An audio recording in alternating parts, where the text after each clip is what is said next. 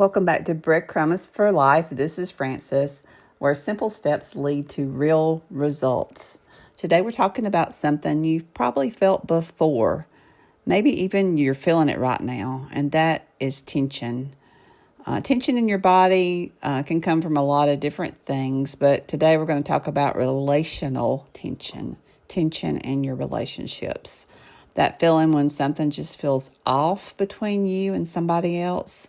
Maybe you're not talking as much, and even every interaction feels stiff or awkward or a little emotionally charged. Sometimes you don't even know what caused it, but sometimes in the back of your mind you do. But either way, you know there's a gap where there used to be a connection.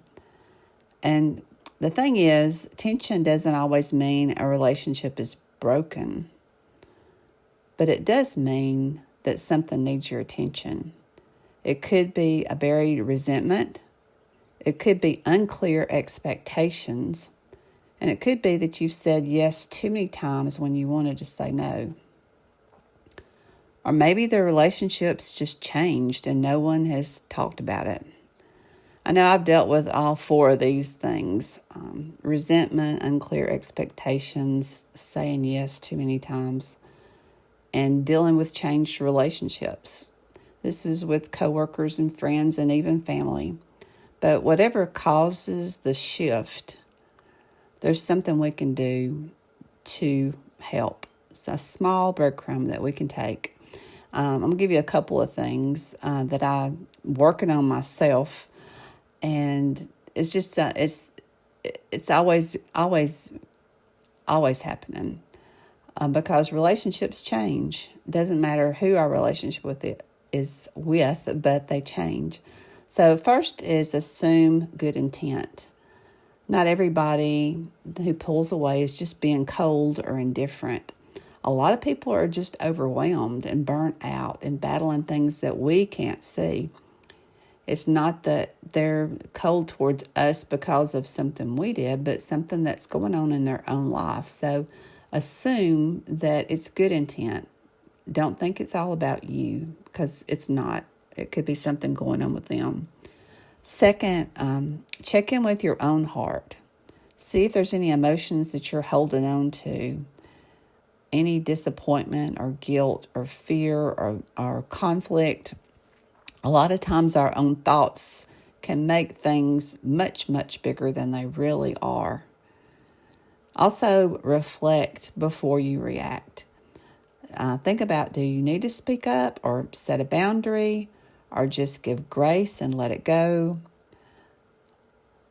And these are important things to think about, because speaking up could cause more conflict or it could make things better. Setting a boundary could cause more conflict or it could make things better.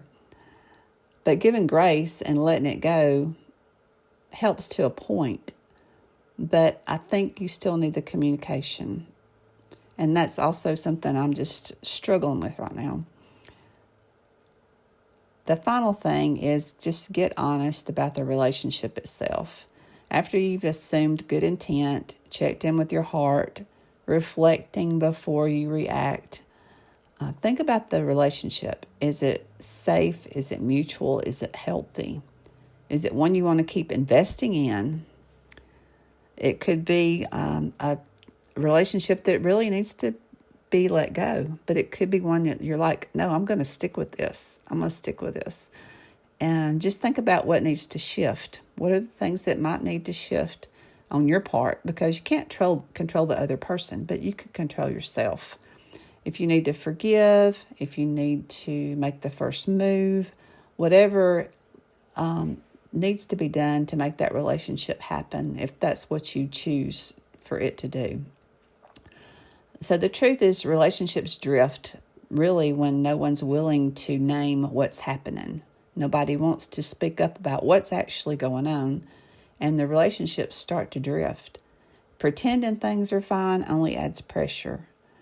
So today, I invite you to reflect and not react. Don't assume the worst. Assume grace, and don't let the silence steal what could be restored through just one honest moment. tension is a signal, please use that as a guide and not a threat. You've got this. Until next time, leave a breadcrumb and make a difference. This is Frances.